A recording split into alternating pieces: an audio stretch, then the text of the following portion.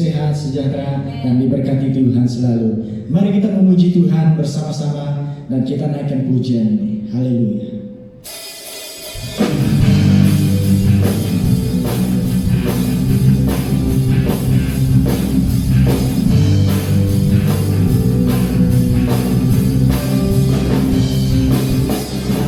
Datanglah ke baitnya dengan hati bersyukur, ke dalam pelatarannya dengan hati bersuka rasakan dan lihatlah betapa baiknya Tuhan bagi yang berlindung padanya. Akan bersorak-sorai, akan bersorak-sorai, bersyukurlah kepada Tuhan, sebab Dia baik, bahwasanya untuk selamanya kasih setianya. Bersyukurlah kepada Tuhan, sebab Dia baik, bahwasanya untuk selamanya kasih setianya.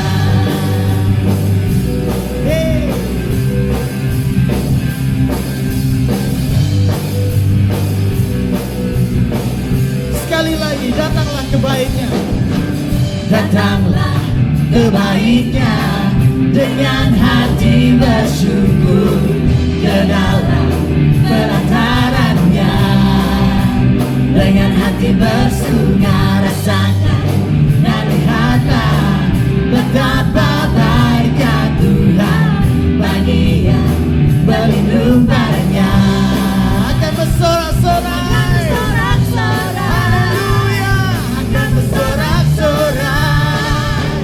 bersyukurlah kepada Tuhan, sebab Dia baik, bahwasanya selamanya kasih setianya.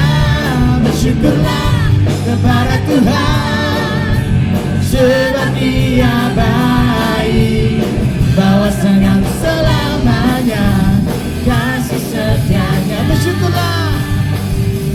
Bersyukurlah kepada Tuhan, sebab Dia baik, bahwasanya selamanya kasih setianya. Bersyukurlah kepada Tuhan, sebab Dia baik, bahwasanya selamanya. Sekali lagi, bahwasanya selamanya kasih setianya. Haleluya.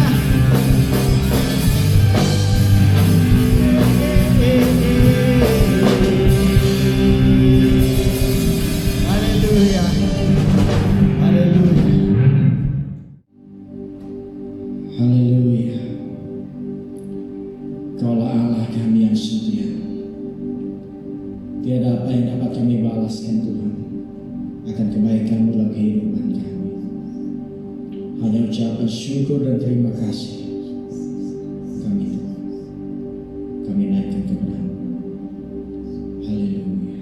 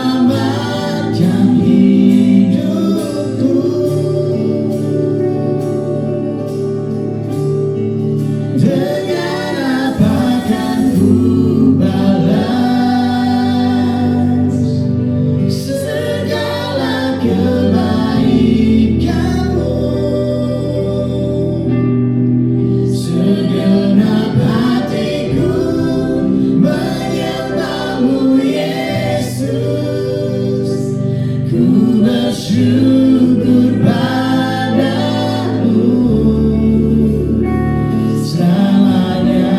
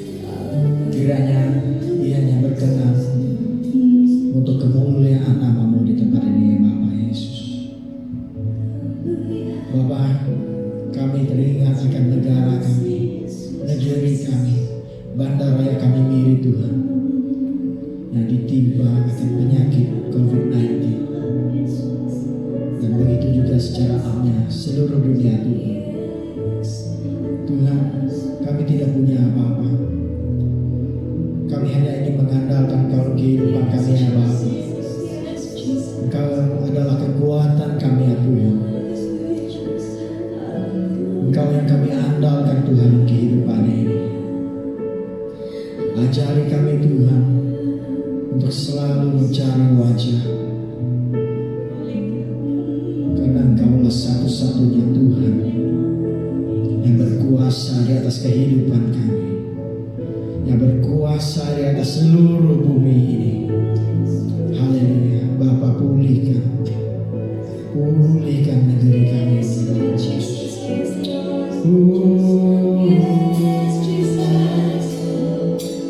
Dia bagi kami Tuhan, ini sembah kami, ini rindu kami Yesus.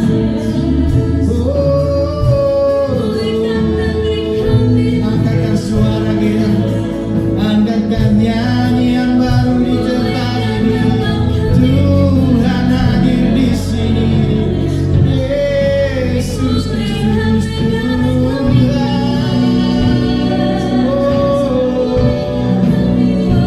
Engkau yang berkuasa.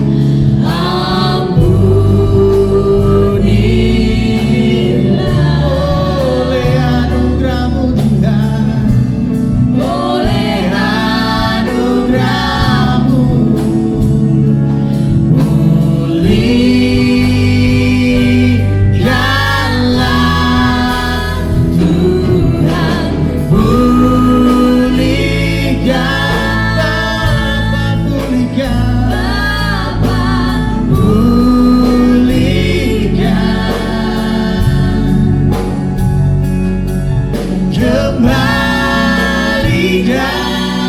bangsa kami kepadamu.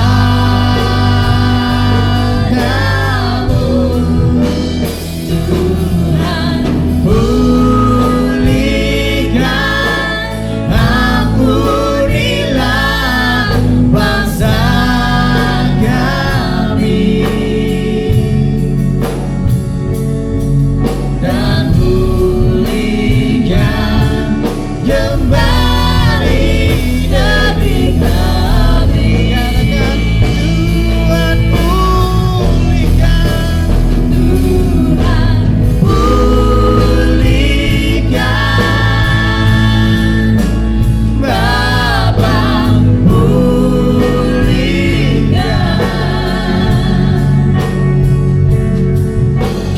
kembalikan bangsa kami kepadamu. Tuhan pulihkan,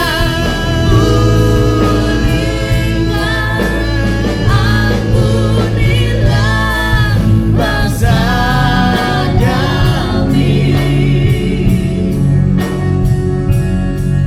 dan pulihkan kembali negeri kami. Pulihkan negeri kami, dan pulihkan kembali negeri. Pulihkan negeri kami,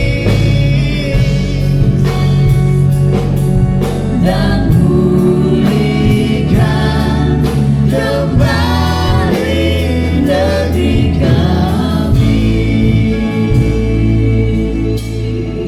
Yes, Jesus.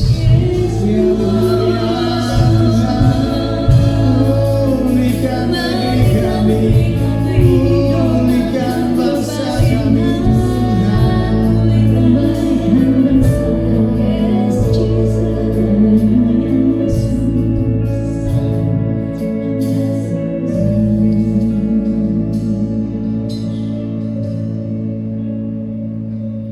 haleluya, amin. Shalom, selamat pagi sidang jemaat yang dikasihi Tuhan, sidang BM Glory Permi yang hari ini adalah hari Ahad 7 Februari 2021.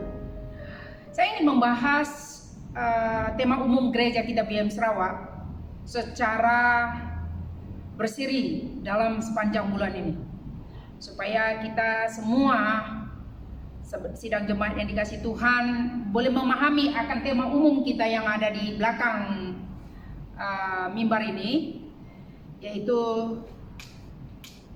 gereja yang berdoa dan meneroka, yang terambil dari kitab Amsal pasal 16 ayat yang ketiga yang berbunyi demikian: serahkanlah perbuatanmu kepada Tuhan, maka terlaksanalah rencanamu. Oleh karena itu, sebelum kita membahas firman Tuhan ini, saya mengajak kita semua sidang jemaat, seluruh jemaat BM Sarawak, khasnya BM Glory Permi, dimanapun Anda berada pada saat ini, saya mau mengajak kita bersama-sama untuk merenungkan tema umum gereja kita ini sebagai satu kekuatan bagi kita, dan bagaimana tema umum ini dapat terrefleksi di dalam kehidupan kita, dalam pekerjaan kita, dalam pelayanan kita, maupun di mana saja kita berada. Saya membawa kita untuk sejenak menundukkan kepala, kita berdoa. Mari kita berdoa.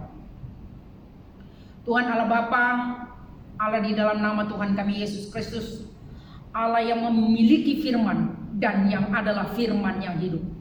Kami rindu supaya firman-Mu ketika kami dengar, kami boleh menikmati, bahkan mengalami firman-Mu itu di dalam kehidupan kami.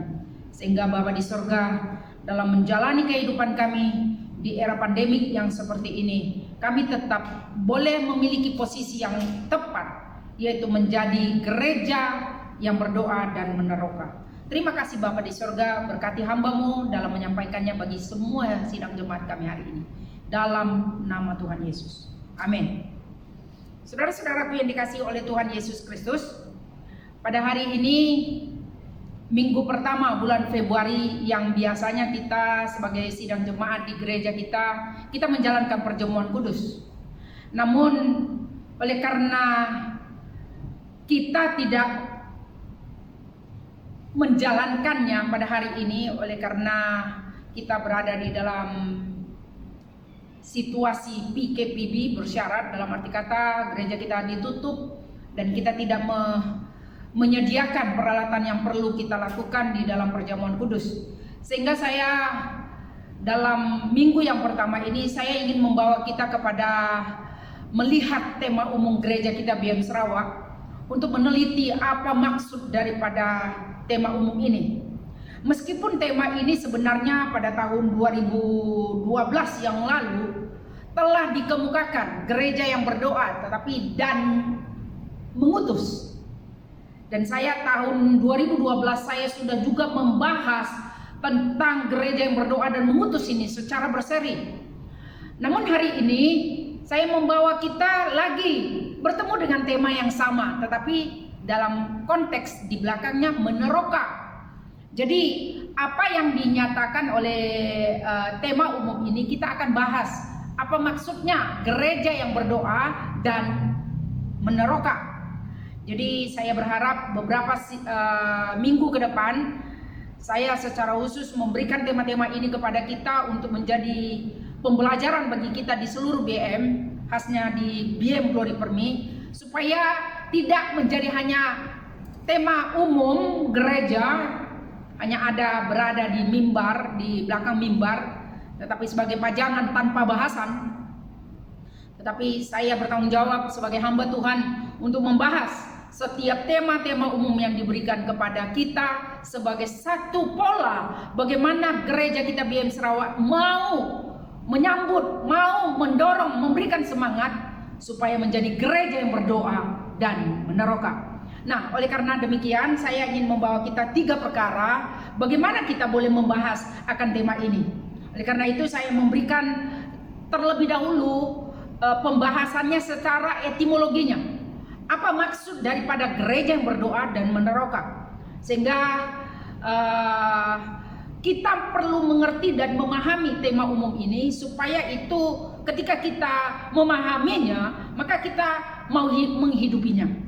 Nah, yang kedua, bagian yang kedua nanti saya akan jelaskan mengapa perlu gereja yang berdoa dan meneroka di tengah pandemik pada saat ini.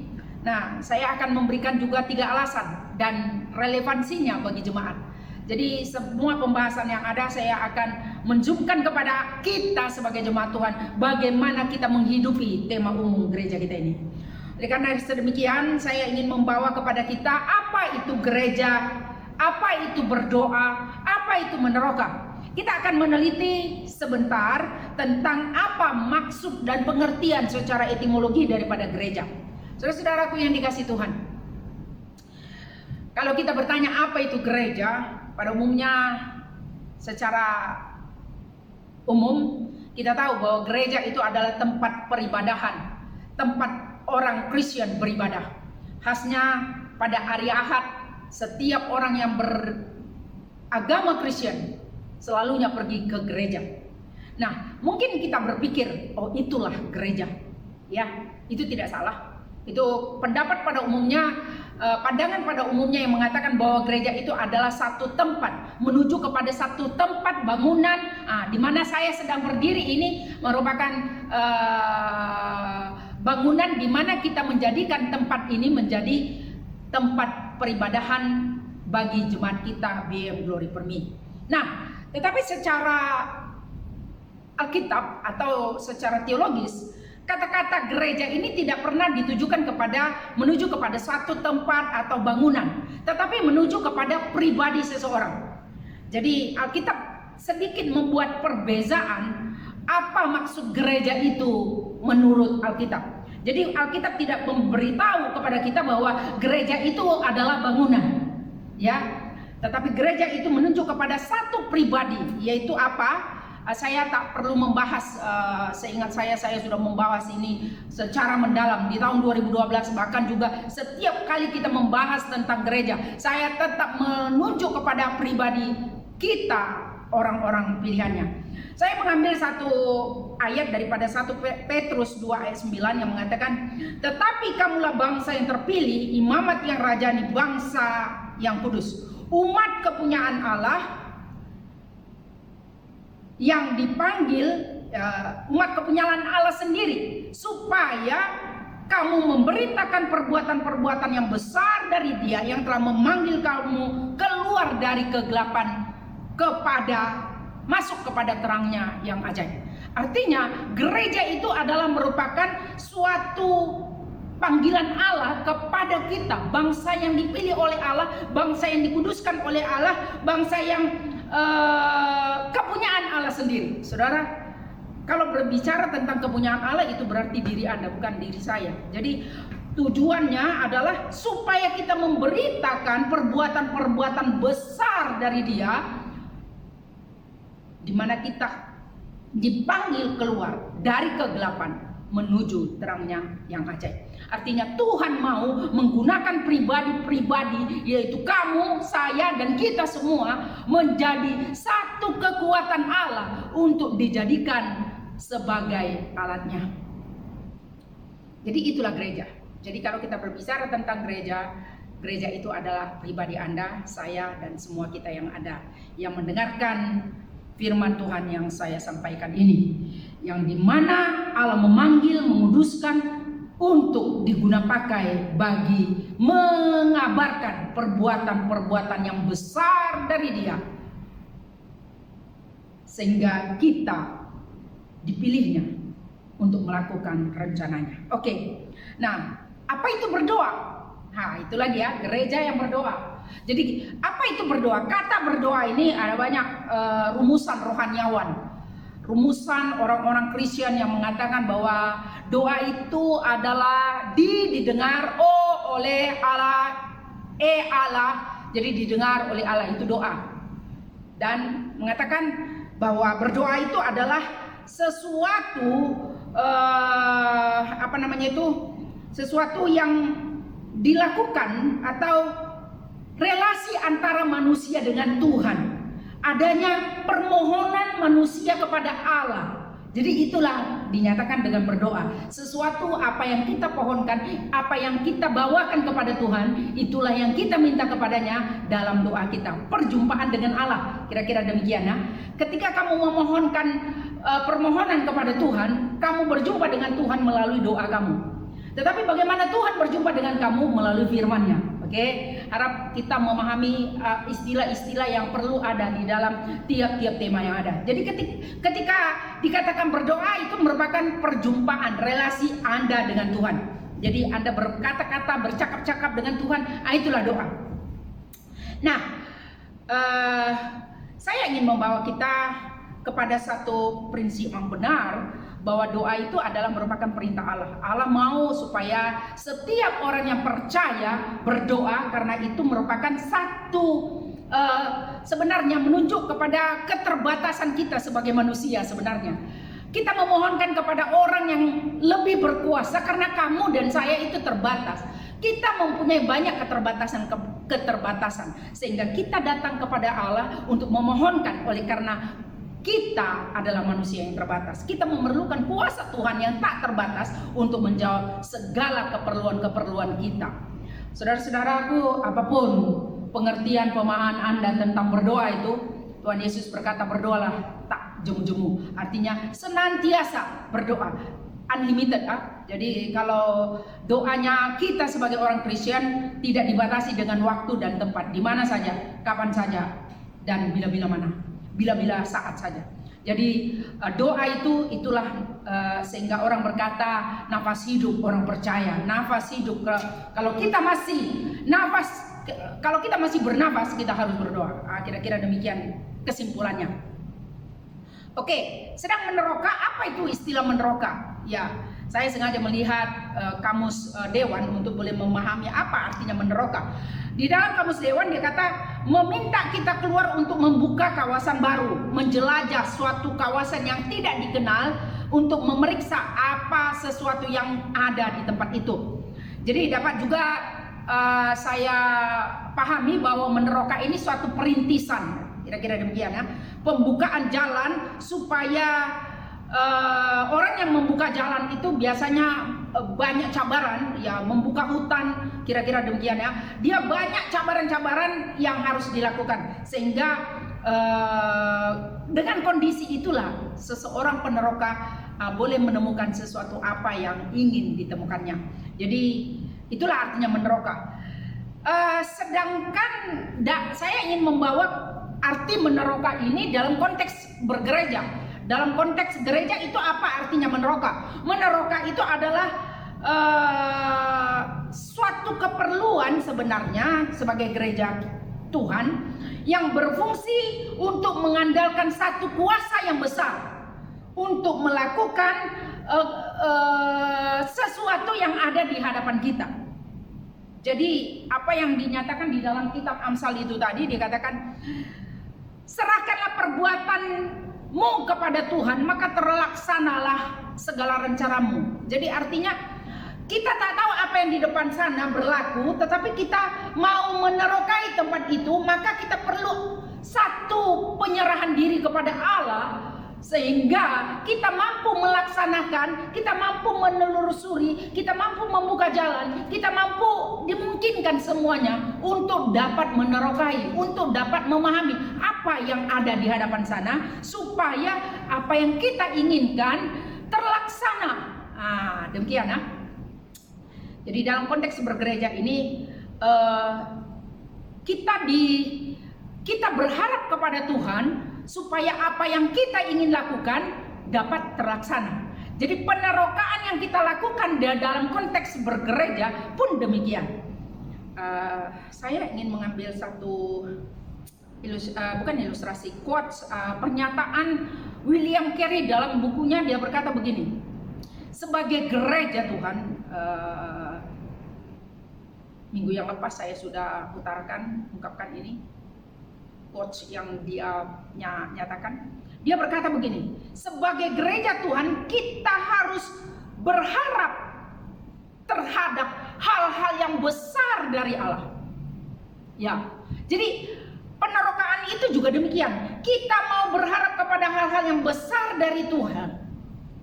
Sementara itu, kita yang ada pada saat ini juga merencanakan hal-hal yang besar bagi Allah yang besar. Jadi bagianmu, bagianku kita lakukan bersama-sama untuk fokusnya kepada Allah yang besar. Dan bagian Allah, kita mau tahu apa hal-hal yang besar yang Tuhan akan berikan kepada kita. Ya, jadi dalam penerokaan itulah kita diperlukan apa hal-hal yang besar yang direncanakan Allah bagimu yang Anda belum ketahui, perlu Anda teroka. Ya, saya berharap jemaat memahami kata penerokaan ini. Pentingnya kita sebagai gereja Tuhan meneroka sesuatu yang besar dari Allah, menemukan hal-hal yang besar dari Tuhan. Karena kita belum menemukannya, sehingga kita perlu meneroka. Baik melalui diri kita, baik melalui jemaat. Jadi saya memberikan kesimpulan sementara.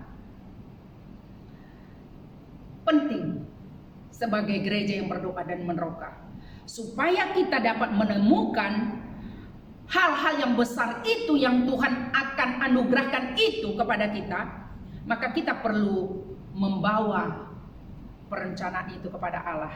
Sehingga dikatakan Amsal tadi, segala perbuatanmu, serahkanlah perbuatanmu kepada Tuhan, supaya terlaksanalah segala rencana.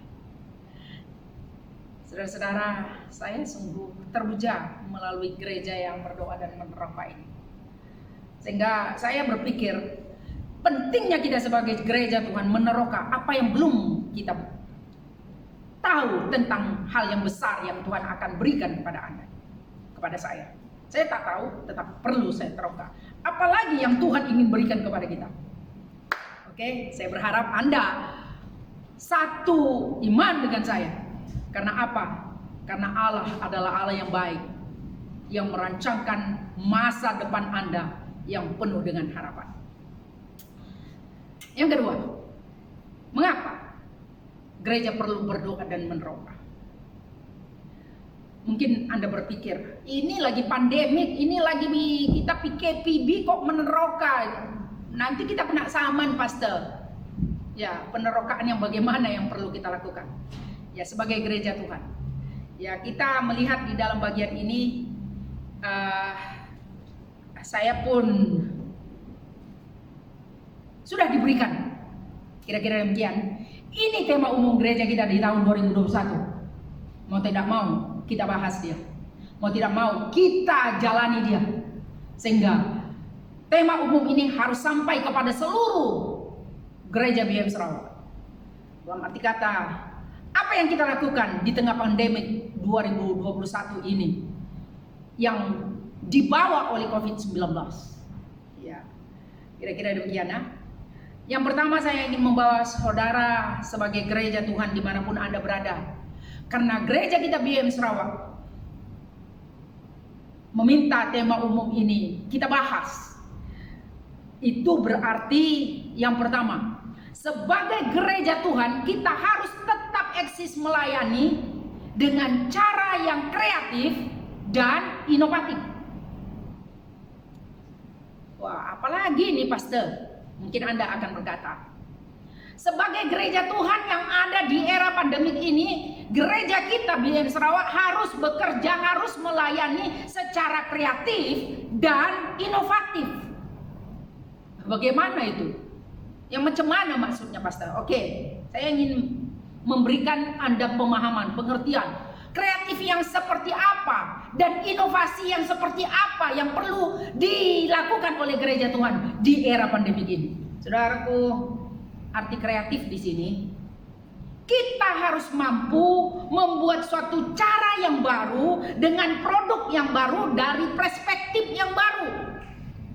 Wah, banyak betul istilah pastor ini yang saya tidak paham. Mungkin Anda berpikir demikian. Tidak apa, kita telan saja. Ya, artinya secara kreatif kita melakukan sesuatu yang baru. Mungkin yang lama itu, cara-cara yang lama itu sudah nggak laku lagi di era pandemi ini, pastor. Ya, kira-kira demikian. Buktinya, saudara, kita menjalankan ibadah kita dengan cara live streaming. Bukankah ini sesuatu yang baru? Saya berkhotbah ini di tengah-tengah kursi yang kosong. Itu inovasi yang baru, ya kan? Itu suatu creativity, bukan karena apa? Ini akibat pandemik makanya begini. Jadi kita harus mempunyai cara bagaimana menyampaikan Injil ini sampai kepada audiens kita. Ya. So, saya bersyukur untuk teman-teman tim daripada gereja kita yang menghendaki saya harus online pada hari ini untuk Anda dengar. Itu merupakan satu semulanya saya rasa-rasa apa namanya itu ya, rasa-rasa tak enak berkhotbah di antara kursi-kursi kosong. Tetapi pada bulan 3 yang lepas, tahun lepas, bulan 4 sampai bulan 6 terus menerus selama 3 bulan saya kontrak terus sendiri melayani firman Tuhan, khotbah di tengah-tengah kursi-kursi kosong. Saya semangat aja itu. Ya, dalam arti kata mempersiapkan firman Tuhan supaya firman Tuhan yang Anda dengar tidak kemarin itu lagi firman Tuhan yang saya sampaikan, itu lagi.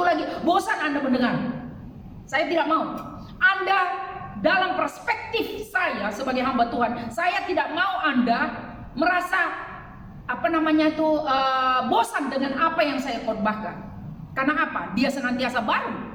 Dan karena dia baru, dengan perspektif yang baru, pendekatan yang baru, maka kita harus membuat inovasi yang baru. Ya.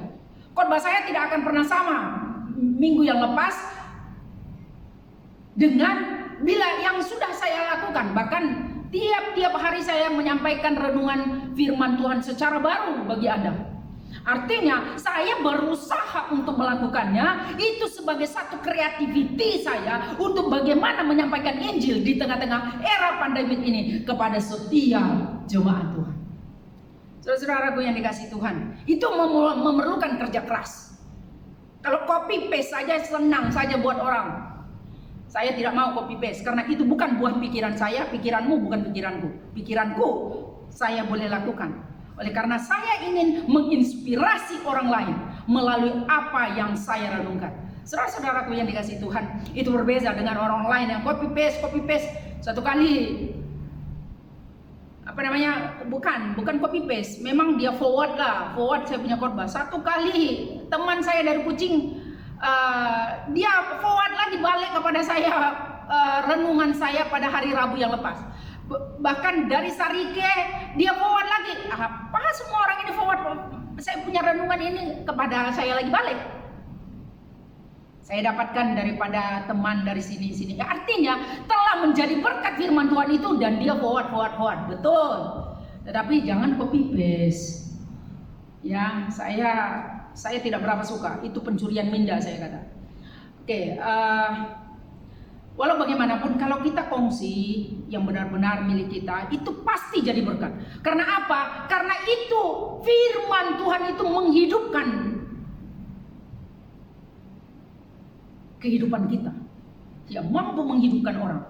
Ya, saya memberikan kepada kita supaya gereja kita di tengah pandemi ini tetap eksis melayani secara kreatif dan inovatif. Suatu ketika dulu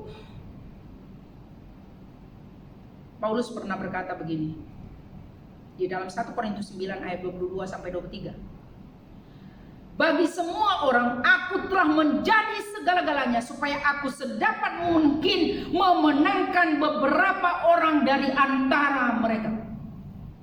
Artinya apa yang mungkin yang belum kita begitu ketahui, tetapi apabila kita dengan berusaha untuk kemuliaan Tuhan, untuk memenangkan banyak orang, maka kita perlu melakukan dengan cara yang kreatif dalam penyampaian firman Tuhan. Saya bersyukur untuk komite gereja kita ini secara khusus yang telah bertungkus lumus lah untuk mengedit khotbah saya dan sebagainya. Ada satu ketika, bolehkah edit? Saya kata, karena rasa-rasanya salah. Ada sesuatu yang saya rasa salah. Dia edit dengan elo. Saya berpikir luar biasa pekerjaan mereka. Karena apa? Kita dituntut di era pandemik ini secara kreatif untuk menyampaikan firman Tuhan dengan penuh inovatif. Kreatif, inovatif, apalagi efektif. Kira-kira demikian saudaraku. Jadi mereka yang berada di luar, mereka yang mengerjakan ini, mengedit kita punya video nih, itu memiliki satu kerja yang keras juga. Kita patut bersyukur kepada mereka. Ya, karena tidak mudah bagi mereka untuk melakukan ini. Tetapi inilah tuntutan di era pandemi ini, melayani dengan cara teknologi digital. Ya, saya menggunakan istilah itulah, menggunakan teknologi digital. Saya kurang pandai juga, kurang arif, banyak perkara yang saya perlu belajar dari mereka yang muda. Kadang-kadang saya telepon anak saya, ini kenapa begini dia ya? Kenapa handphone saya ini tak dapat seperti ini? Ya, kadang-kadang nggak tahu. Saya tanya suami saya, sama juga dengan saya. Ujung-ujung call anak karena mereka tidak lagi bersama-sama dengan kami. Kita belajar dari orang yang muda. Tidak salah. Bagi saya, apapun yang kamu pelajari, jika itu melakukan untuk kemuliaan Tuhan, itu sah-sah saja. Kita perlu belajar teknologi digital pada saat ini, supaya apapun yang kita lakukan untuk kemuliaan namanya. Jadi gereja pada saat ini Yang pertama alasannya, mengapa gereja harus berdoa dengan dan meneroka? Supaya gereja kita tetap eksis melayani dengan penuh kreatif dan inovatif. Saya berharap Anda bersetuju, karena memang inilah era pandemi yang harus kita jalani. Dan kita pun berubah cara pelayanan kita dengan menggunakan teknologi digital. Yang kedua, gereja perlu berdoa dan meneroka supaya kita sebagai gerejanya Tuhan, lagi-lagi saya memperingatkan, kita gerejanya Tuhan adalah pribadi itu tadi, mengizinkan Allah berkarya melalui kehidupan kita masing-masing. Jadi kita sebagai gerejanya dipakai oleh Tuhan, tempat Allah berkarya, ya, tempatnya Tuhan melakukan karyanya untuk mencapai tujuannya melalui hidupmu dan hidupku. Tetapi mungkin Anda berkata kepada saya demikian, apakah Tuhan memerlukan saya untuk mencapai kehendaknya? Ya, boleh tidak, boleh ya. Ya, saya harus berkata begitu. Karena kalau kita diminta untuk memuridkan orang lain, maka dia perlukan Anda untuk menjadi alatnya. Tetapi Allah, ketika Allah melakukan mujizatnya, dia tidak memerlukan konfirmasi daripada kita. Dia boleh melakukan dengan caranya yang ajaib karena dia berdaulat. Nah saudara, dalam konteks inilah saya berkata tadi, boleh ya, boleh tidak. Dalam arti kata, mari kita fokus. Apa yang bagian kita, apa yang bagian Tuhan. Jadi jangan salahkan, karena gereja Tuhan pada saat ini diminta untuk supaya Anda mengizinkan Allah berkarya dalam hidupmu. Makanya Alkitab Amsal pasal 16 tadi berkatakan, serahkan perbuatanmu, serahkan tindakanmu, serahkan segala eksistensimu kepada Allah, supaya Allah dapat berkarya melalui hidupmu dan melalui hidup kita. Saudara-saudaraku yang dikasihi Tuhan, ada banyak tokoh-tokoh Alkitab di dalam Alkitab kita ini yang telah membuat penerokaan sebelum kita membahas gereja yang berdoa dan meneroka itu.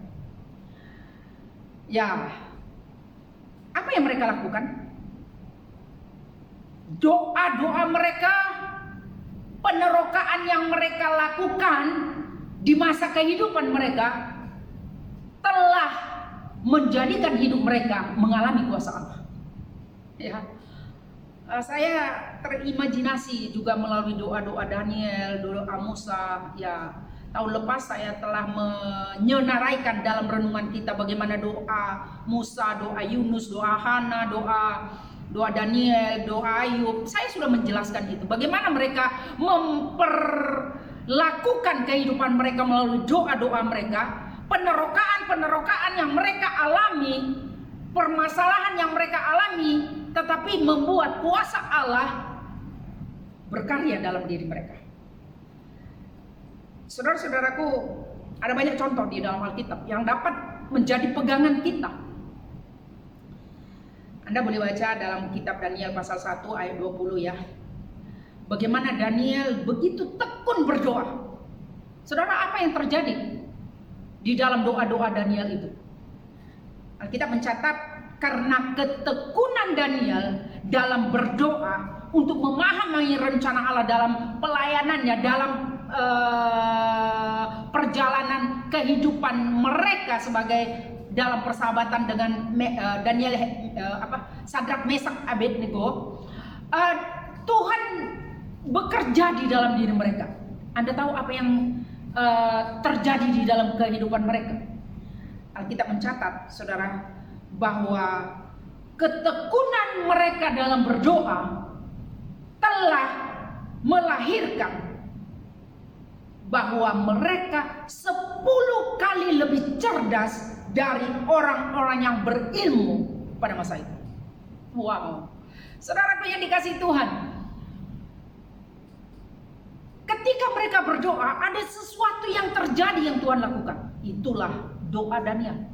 Bagaimana? Saya sudah membahas, Anda boleh rujuk kembali tentang doa-doa yang telah saya sampaikan dalam renungan kita pada tahun yang lalu.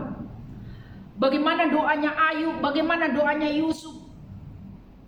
Saya hanya mengambil 2 contoh. Ya. Doa Ayub pada waktu dia berdoa, dia mengampuni kawan-kawannya yang bersalah kepada dia, yang menuduh dia salah salah melakukan firman Tuhan, salah dalam beranggapan kepada Tuhan. Sehingga ketika dia mengalami penderitaan yang begitu, kamu berdosa, makanya kamu begitu menderita, dia cakap.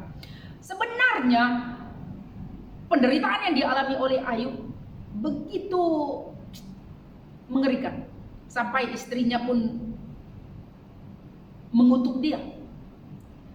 Tetapi hal yang paling perlu kita ingat di dalam penderitaan yang dialami Ayub, sehingga Tuhan memulihkan dia ketika dia mengampuni kawan-kawannya dan mendoakan para sahabatnya, maka dia kembali pulih, saudara.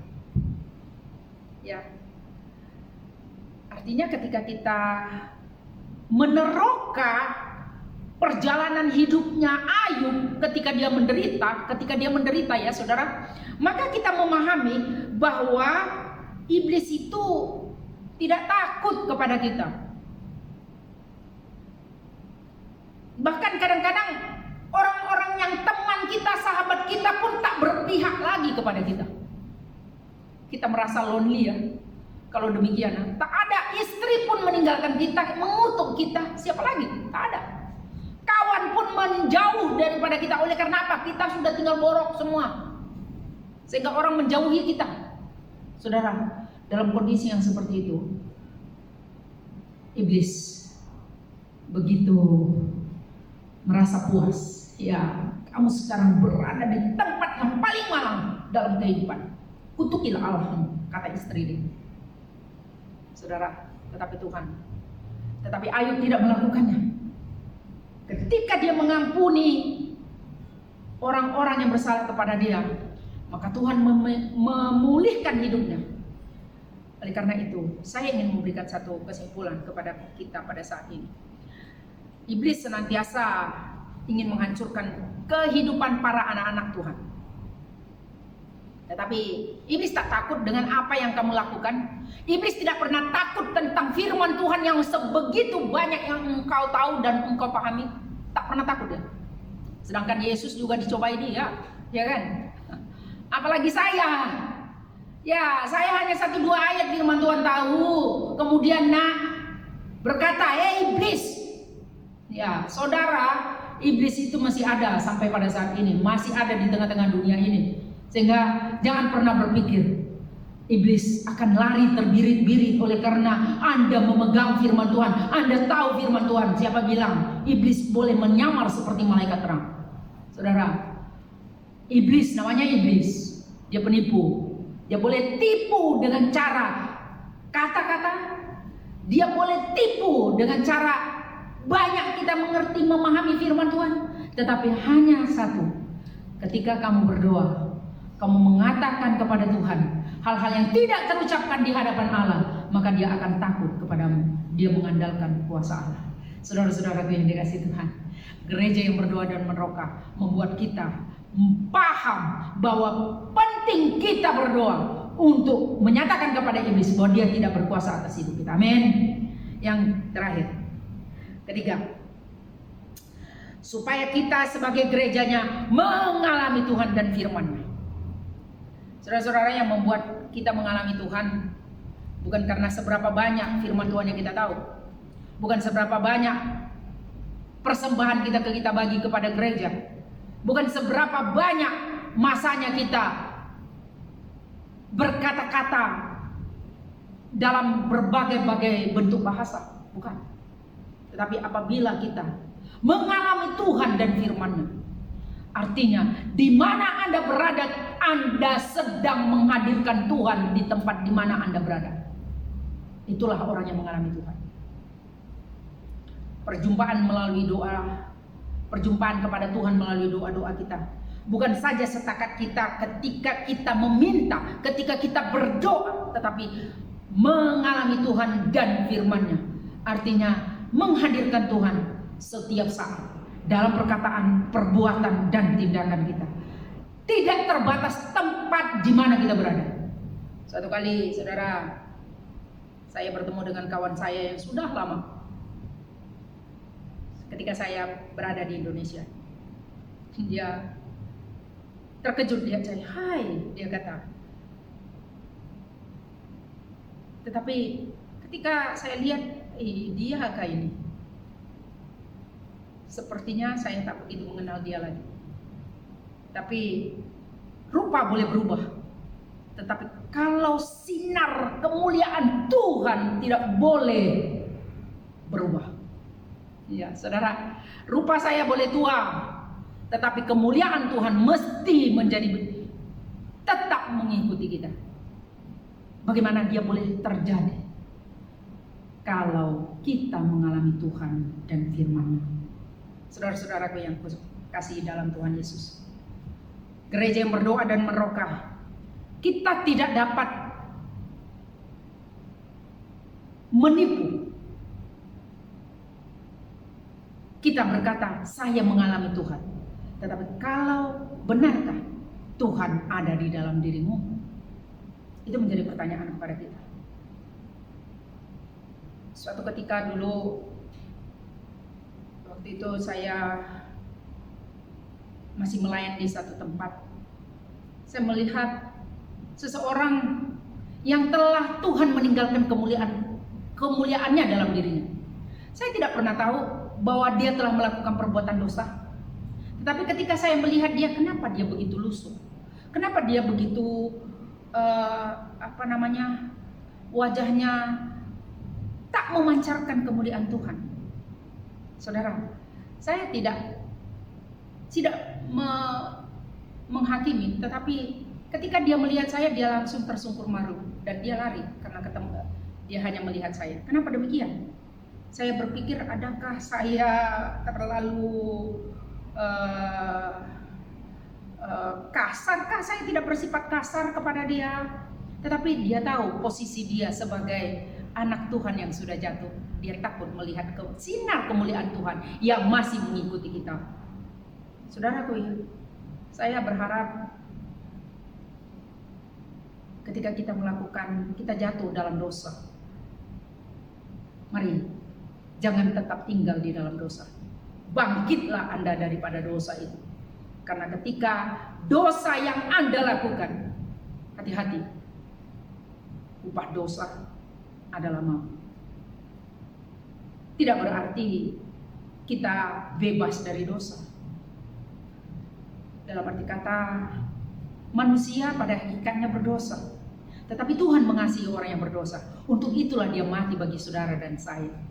Jadi, yang Tuhan inginkan ketika kita mengalami Tuhan, maka segala perbuatan dosa itu meskipun masih berada dalam diri kita, tetapi kita tidak berada di dalam status kita sebagai orang yang berdosa. Karena Tuhan telah mengangkat status Anda sebagai orang yang berdosa menjadi orang yang dikasihinya.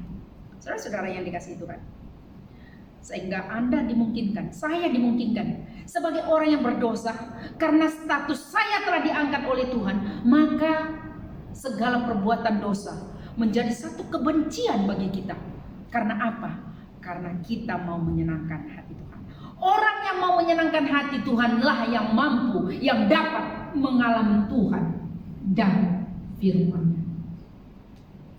Saudara-saudara, di era pandemik ini, marilah kita mengalami Allah. Karena Allah menggunakan masalah-masalah yang ada supaya kita semakin dewasa. Pandemik ini saya tidak berkata Tuhan sengaja menciptakan pandemik, tetapi pandemik sudah ada. Tetapi fokus kita, apa rencana Tuhan di sebalik pandemi? Itu perlu kita teroka, itu perlu kita jalani supaya kita tetap berjalan dalam kemuliaan-Nya. Karena Tuhan sanggup melakukan segala sesuatu untuk mencapai tujuannya. Kesimpulan dan relevansinya, gereja yang berdoa dan meneroka merupakan tuntutan Allah bagi Anda dan saya, supaya peluang apa yang Anda ingin lakukan di era pandemi ini.